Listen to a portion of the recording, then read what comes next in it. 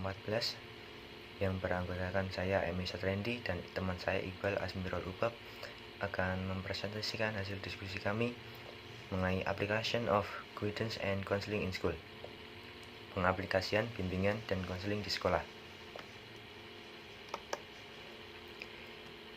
Introduction. School counseling services are primarily organized to help individual students maximize their educational privilege. Odeli submit that the guidance counselor is professionally trained and equipped to help the individual to their thing first, to gain invaluable understanding of himself or herself. Secondly, to master the ambient social environment, and thirdly, to make well-informed and positive choice for himself or herself. Pendahuluan. Layanan konseling sekolah terutama diselenggarakan untuk membantu siswa secara individu memaksimalkan hak keistimewaan pendidikan. Odeli menyampaikan bahwa konselor bimbingan dilatih dan dilengkapi secara profesional untuk membantu individu melakukan 3. Yang pertama, untuk mendapatkan pemahaman yang sangat berharga tentang dirinya sendiri. Kedua, untuk menguasai lingkungan sosial sekitar. Dan ketiga, untuk membuat pilihan yang baik dan positif untuk dirinya sendiri. Dengan demikian, konseling sekolah selalu tertarik pada individu siswa, mengenalnya dan membantunya untuk mengoptimalkan pilihan hidup. Umumnya, dorongan dari pekerjaan konselor adalah membantu individu menjadi anggota yang lebih layak dalam masyarakat yang lebih besar.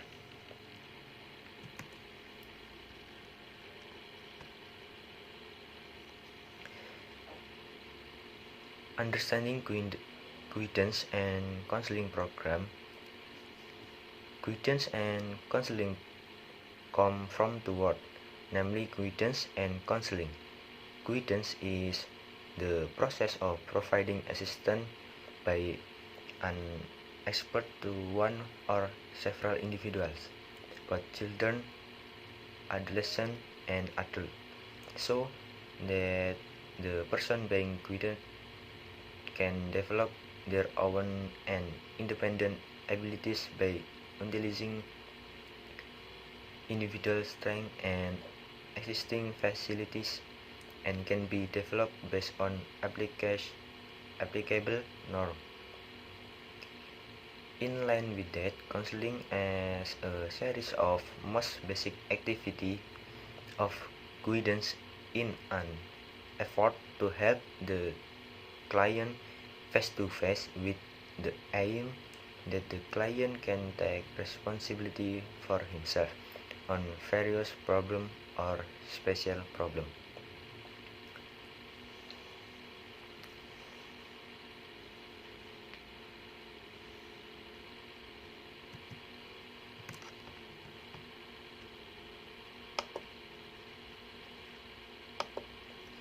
Bimbingan dan konseling berasal dari dua kata, yaitu bimbingan dan konseling.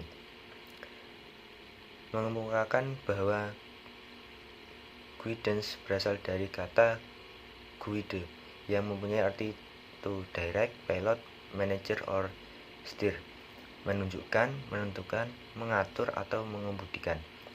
Dan bimbingan adalah proses pemberian bantuan yang dilakukan oleh orang yang ahli kepada seorang atau beberapa orang individu, baik anak-anak, remaja, maupun dewasa, agar orang yang dibimbing dapat mengembangkan kemampuan dirinya sendiri dan mandiri dengan memanfaatkan kekuatan individu dan sarana yang ada, dan dapat dikembangkan berdasarkan norma-norma yang berlaku. Sejalan dengan itu, konseling sebagai serangkaian kegiatan paling pokok dari bimbingan dalam usaha membantu klien secara tatap muka dengan tujuan agar klien dapat mengambil tanggung jawab sendiri terhadap berbagai persoalan atau masalah khusus. Berdasarkan pengertian konseling di atas, dapat dipahami bahwa konseling adalah usaha membantu klien secara tatap muka dengan tujuan agar si klien dapat mengambil tanggung jawab sendiri terhadap berbagai persoalan atau masalah khusus. Dengan kata lain, teratasinya masalah yang dihadapi oleh klien. Pelayanan bimbingan di sekolah merupakan usaha membantu peserta didik dalam pengembangan kehidupan pribadi, kehidupan sosial, kegiatan belajar, serta perencanaan pengembangan karir. Pelayanan konseling memfasilitasi pengembangan peserta didik secara individual atau kelompok sesuai kebutuhan potensi, bakat, minat, serta perkembangan peluang yang dimiliki. Pelayanan ini juga membantu mengatasi kelemahan dan hambatan serta masalah yang dihadapi peserta didik. Program bimbingan dan konseling merupakan suatu rancangan atau rencana kegiatan yang akan dilaksanakan dalam jangka waktu tertentu.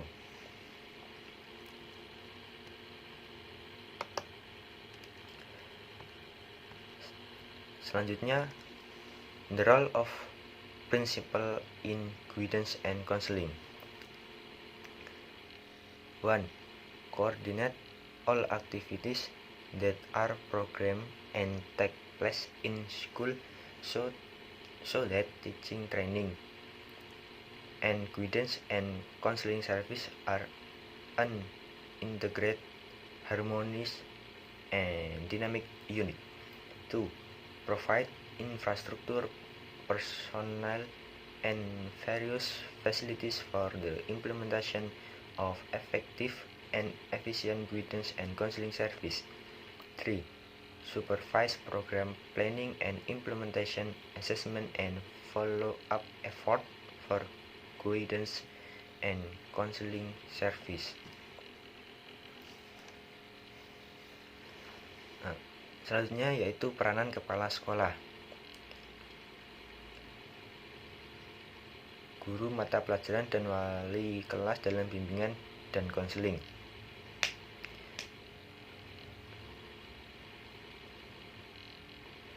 Sekolah berkewajiban memberikan bimbingan dan konseling kepada siswa yang menyangkut tentang pribadi, sosial, belajar, dan karir. Maka setiap sekolah mutlak harus menyelenggarakan bimbingan dan konseling.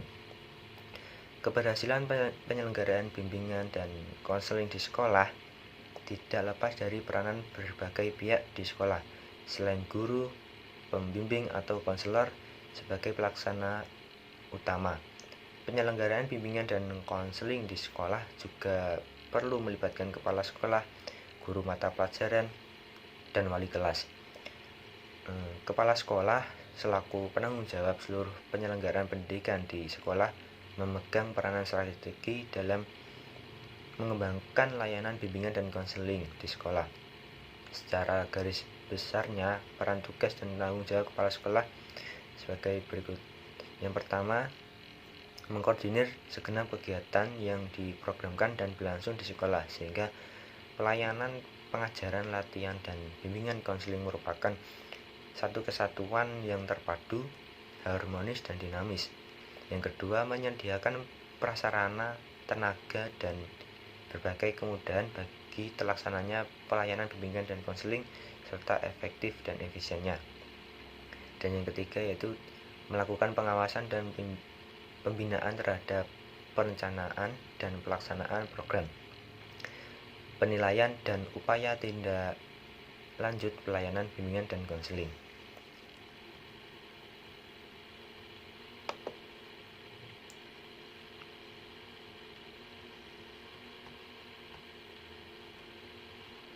Selanjutnya yaitu role of homeroom teacher in guidance and counseling.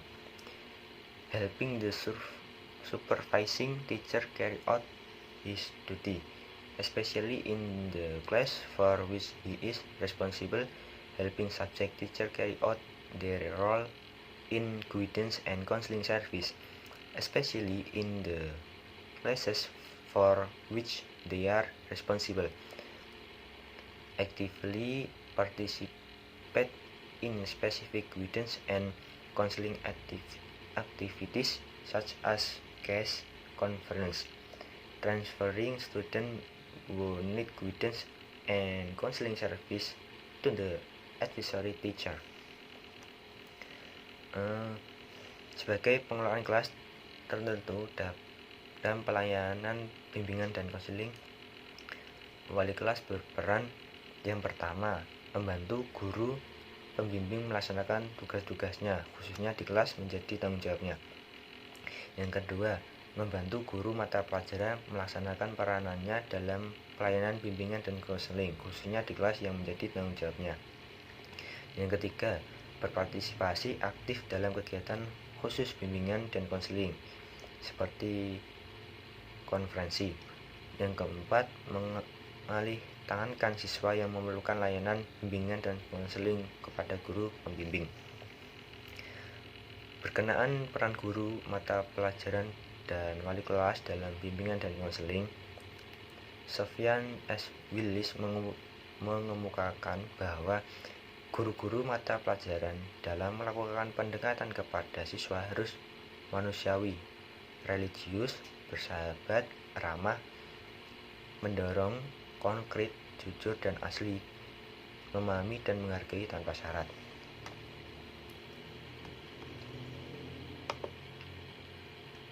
Selanjutnya ada guidance and counseling service activities.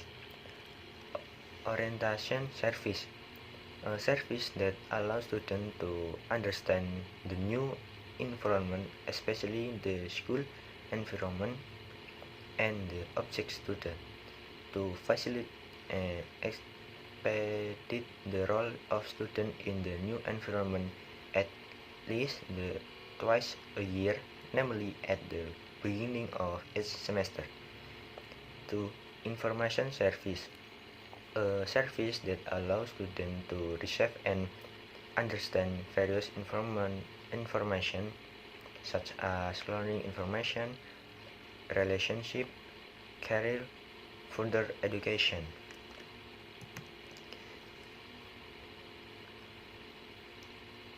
Next, learning service, a service that allows students to develop good attitude and study habit in mastering learning material or mastering competency that match their speed and abilities. Placement distribution service, a service that allows students to get placement and distribution in class, study group, major, and study program, etc. Individual counseling, a service that allows students to get direct face-to-face service to solve the problems they face and develop themselves. Group guidance service, a service that allows a number of students together through group dynamic to obtain material and discuss certain topics to support understanding and development of social skills.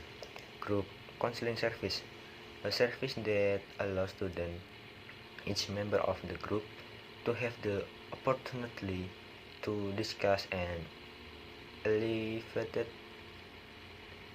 personal problem through group dynamic.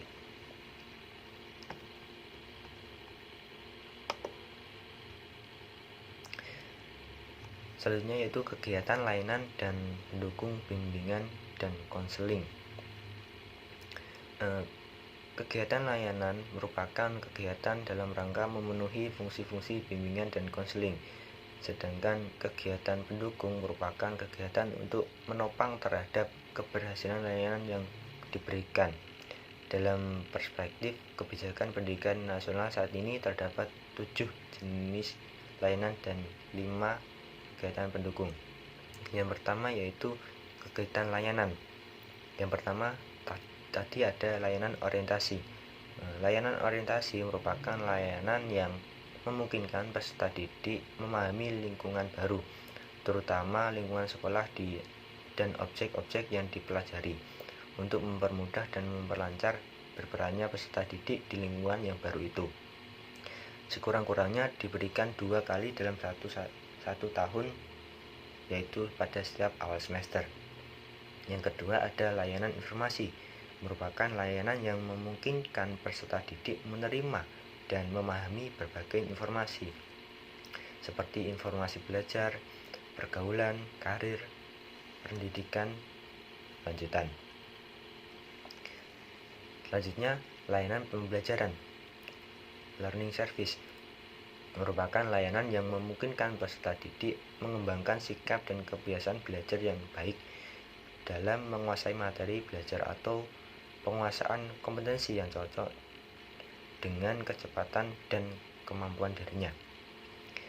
Lalu ada layanan penempatan dan penyaluran, placement and distribution service, merupakan layanan yang memungkinkan peserta didik memperoleh penempatan dan penyaluran di dalam kelas, kelompok belajar, jurusan atau program studi, program latihan, magang, ekstrakurikuler, dengan tujuan agar peserta didik dapat mengembangkan segenap bakat, minat, dan segenap potensi lainnya. Lalu ada layanan konseling perorangan, individual counseling, yaitu merupakan layanan yang memungkinkan peserta didik mendapatkan layanan langsung tatap muka, face to face, secara perorangan untuk mengentaskan permasalahan yang dihadapinya dan perkembangan dirinya. Lalu selanjutnya ada layanan bimbingan kelompok, group guidance service,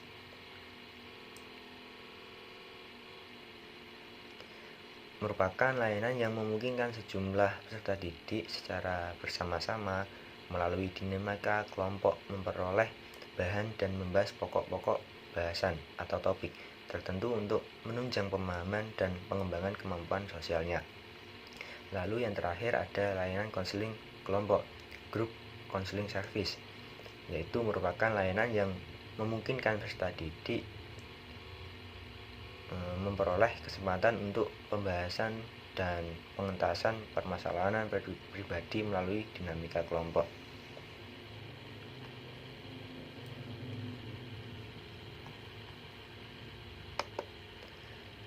Selanjutnya ada guidance and counseling support activities.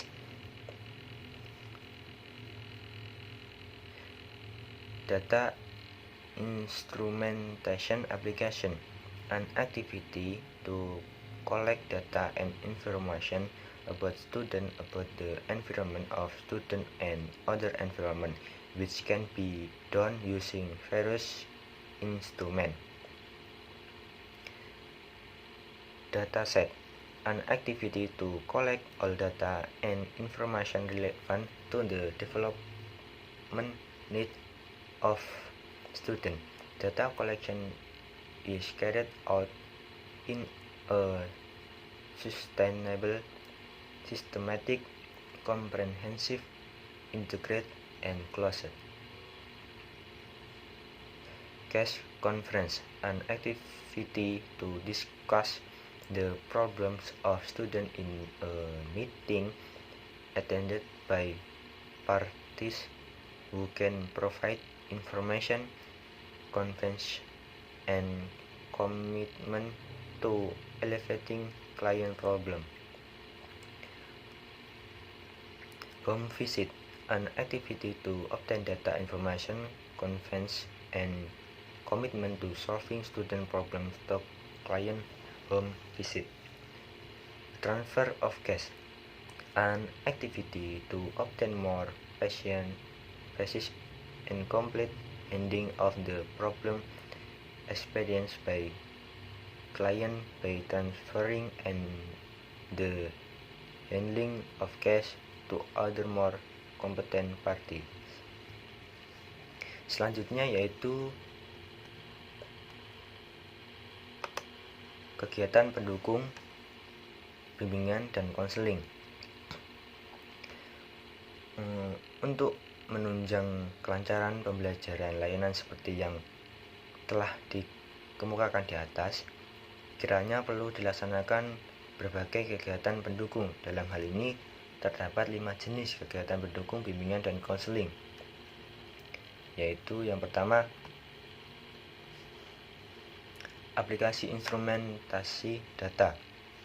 Merupakan kegiatan untuk mengumpulkan data dan keterangan tentang peserta didik, tentang lingkungan peserta didik, dan lingkungan lainnya yang dapat dilakukan dengan menggunakan berbagai instrumen, baik tes maupun non-tes, dengan tujuan untuk memahami dan peserta didik dengan segala karakteristiknya dan memahami karakteristik lingkungan. Yang kedua, himpunan data. Merupakan kegiatan untuk menghimpun seluruh data dan keterangan yang relevan dengan keperluan pengembangan peserta didik. Himpunan data diselenggarakan secara berkelanjutan, sistematik, komprehensif, terpadu, dan sifatnya tertutup. Lalu yang ketiga ada konferensi kasus. Merupakan kegiatan untuk membahas permasalahan peserta didik dalam suatu pertemuan yang dihadiri oleh pihak-pihak yang dapat memberikan keterangan kemudahan dan komitmen bagi terentaskannya permasalahan klien. Pertemuan konferensi kasus bersifat terbatas dan tertutup. Tujuan konferensi kasus adalah untuk memperoleh keterangan dan membangun komitmen dari pihak yang terkait dan memiliki pengaruh kuat terhadap klien dalam rangka pengentasan permasalahan klien. Kunjungan rumah merupakan kegiatan untuk memperoleh data, keterangan, kemudahan, dan komitmen bagi tuntaskannya permasalahan peserta didik melalui kunjungan rumah klien. Kerjasama dengan orang tua sangat diperlukan dengan tujuan untuk memperoleh keterangan dan membangun komitmen dari pihak orang tua atau keluarga untuk mengentaskan permasalahan si klien. Lalu yang terakhir ada alih tangan kasus. Merupakan kegiatan untuk memperoleh penanganan yang lebih tepat dan tuntas atas permasalahan yang dialami klien dengan memindahkan penanganan kasus ke pihak lain yang lebih kompeten seperti kepada guru mata pelajaran atau konselor, dokter, serta ahli lainnya, dengan tujuan agar peserta didik dapat memperoleh penanganan yang lebih tepat dan tuntas atas permasalahan yang dihadapinya melalui pihak yang lebih kompeten tersebut.